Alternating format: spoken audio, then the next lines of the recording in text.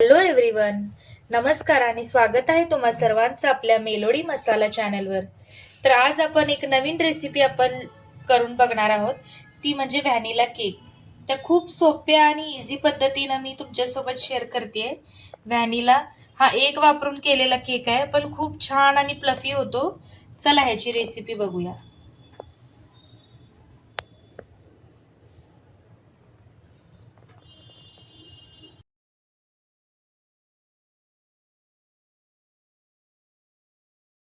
सुरुवातीला आपल्याला बॅटर तयार करायचं आहे. त्याच्यासाठी आता इथं मी 2 अंड्यांचा वापर करते.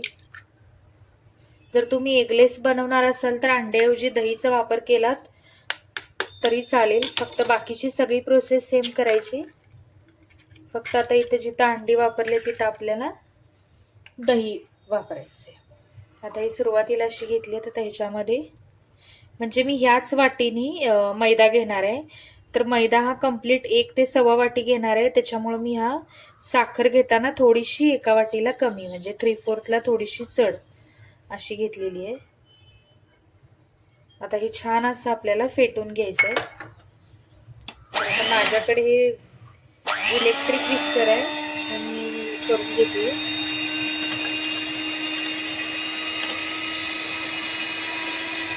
शिंतोडे उडणार नाही त्याची काळजी घ्या.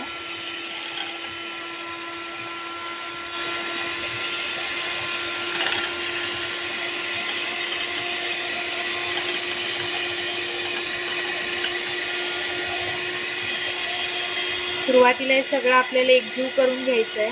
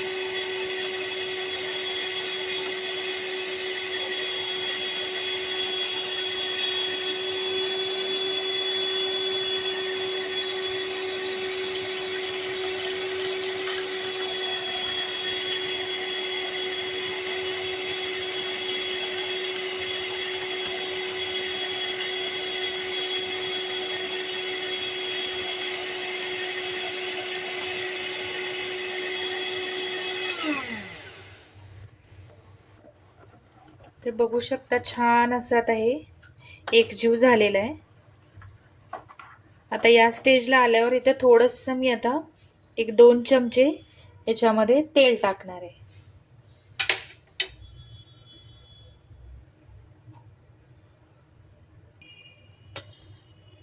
तर तेलाने छान असं ते सुटतं. त्याच्यामुळे आपल्याला मऊ लुसलुशीत केक आपला जाळीदार स्पॉन्जी व्हावा म्हणून आपण ह्याच्यामध्ये आता या स्टेजला आल्यावर मी थोडंसं इथं तेल टाकलेलं आहे.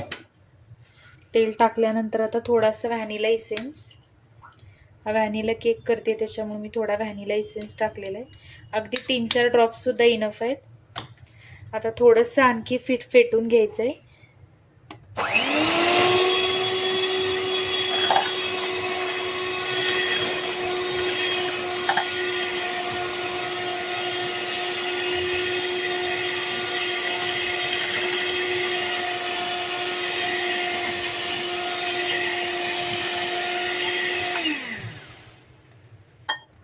आता छान अशी आपली ह्याच्यात जी साखर, तुम्ही पिठी साखर घातलात तर ते अजून लवकर मेल्ट होईल.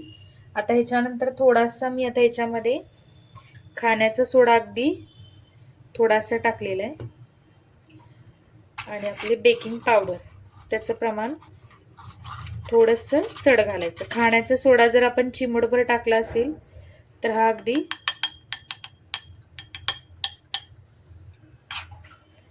आता यांना परत एकदा थोडंसं विस्क करून घ्यायचंय. तर ऑलमोस्ट आपलं हे तयार होतच आलेलं आहे.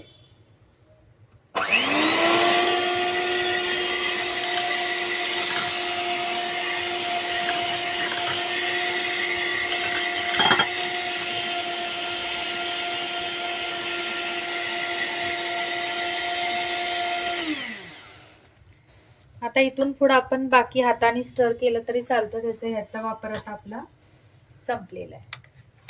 आता ह्याच्यामध्ये या स्टेजला आल्यावर आपल्याला मैदा ऍड करायचा आहे. सुरुवातीला थोडा थोडा करत मैदा मिक्स करत करत आपल्याला, बघू शकता त्या वाटीच्या प्रमाणेच मी ही वाटी घेतलेली आहे.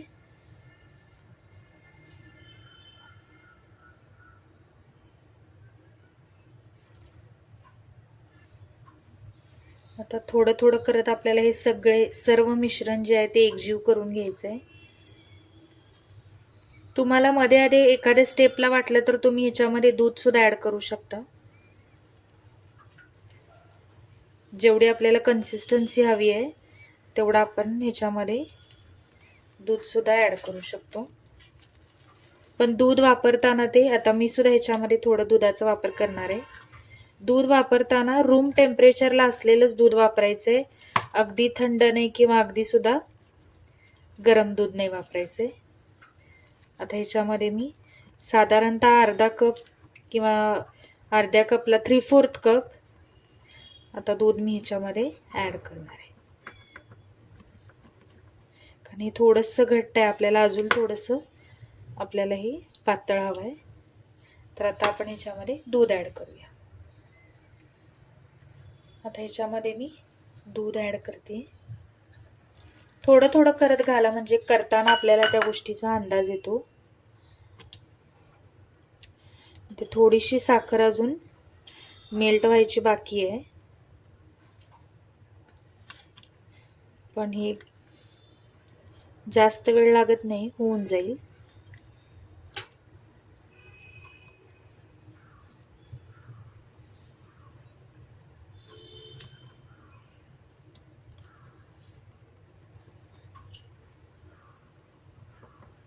कंटिन्युअसली 1-2-4 मिनटं जर आपण ह्याला मिक्स केलं तरी ती साखर मेल्ट होऊन जाईल.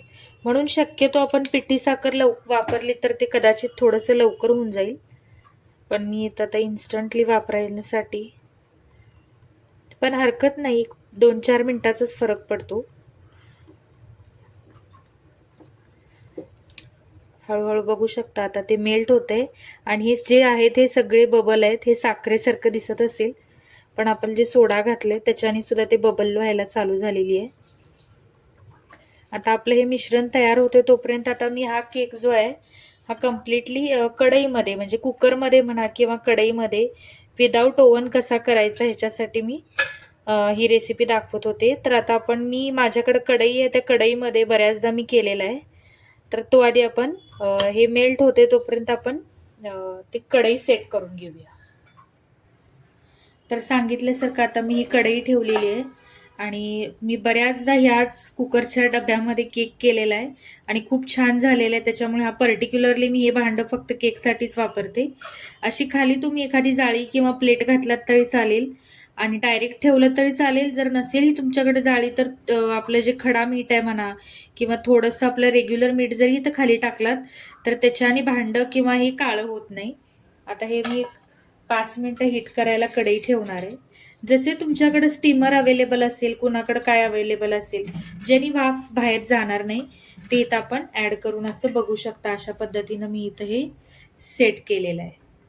आता हे 5 ते 10 मिनिटं प्री हीट होण्यासाठी ठेवलंय. तोपर्यंत आता आपण त्या जे काही आपलं मिश्रण तयार झालेलं आहे ते एका भांड्यामध्ये आपण काढून घेऊ केकच्या. आता मी इथं जो काही आपण टीन वापरणार आहोत केक करायला त्याला आता बटर पेपर खाली लावले. आता थोडंसं ह्याला तेल लावायचं जेणेकरून ते निघताना इझी जाईल. तेल लावा किंवा तूप लावा किंवा बटर लावा, काही लावलं तरी चालेल. छान असं सगळ्या बाजूनी आपल्याला ह्याला लावून घ्यायचं.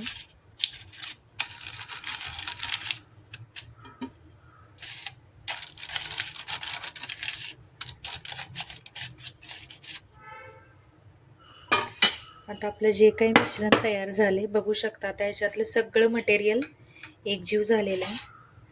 आता आपल्याला हे आणि जशी हवी तशी कन्सिस्टन्सी आता ह्याची झालेली आहे. तर आता हे आपल्याला एका टीनमध्ये असं काढून घ्यायचं आहे.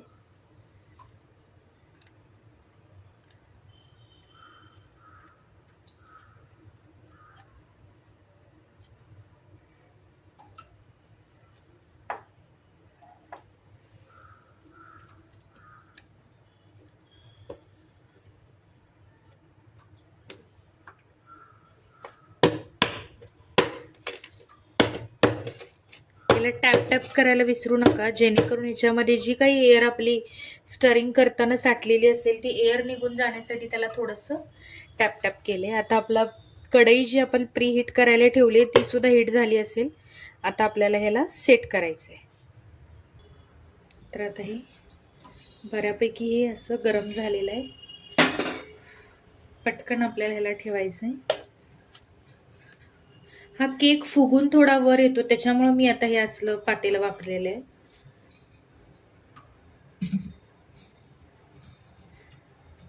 आता बारीक गॅस, आता सध्या गॅस मी बंद केलेला आहे. सुरुवातीचे 10 मिनिटं गॅस हा मध्यम ठेवायचा आहे, अगदी मध्यम, आणि त्याच्यानंतरचे 20 मिनिटं हा एकदम स्लो फ्लेमवरती आपल्याला ठेवायचा आहे. तर आता ऑलमोस्ट ही 30 मिनिटाची प्रोसिजर आहे, पण 30 मिनिटं मध्ये 1 ते 2दा आपल्याला ह्याला ओपन करून बघायचं आहे. आता टोटल 35 मिनिटांनी मी हा गॅस बंद केलाय. तर आता आपण आधी शिजलाय का कम्प्लीट हे चेक करूया. म्हणजे ह्या टोटल मला 35 मिनिटं, इथं मी 12 ते 15 मिनिटाला एकदा चेक केलं होतं. आता तुम्ही बघू शकता, मी तुमच्या समोर घालते, बघू शकता असा प्लेन असा आपला चाकू हा निघतो आणि एकदम आता दिसताना असं किती स्पॉन्जी झालाय हा दिसतोय.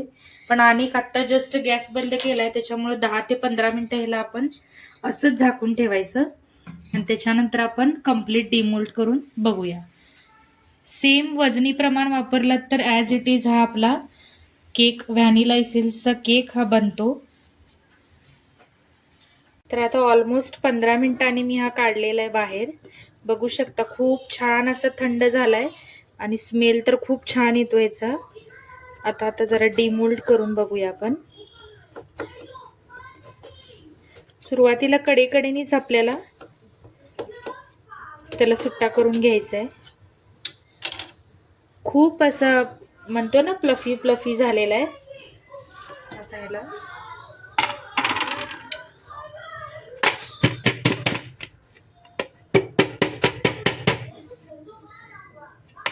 बघू शकता, मोल्ड केल्यावर इझिली असा हा आपला केक निघलेला आहे आणि खूप छान असा स्पॉन्जी स्पॉन्जी झालेला आहे. आता मी याच्यातलं तुम्हाला एक स्लाइस कापून दाखवते.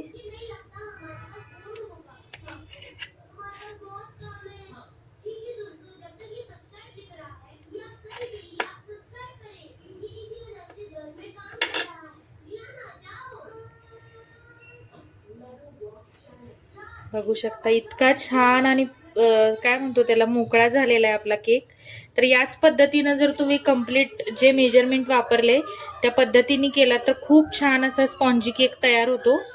नक्की ट्राय करा. तेव्हा 31 डिसेंबरसाठी स्पेशल म्हणून मी ही रेसिपी तुमच्यासोबत शेअर केली आहे. लहान मुलांना नक्की आवडते.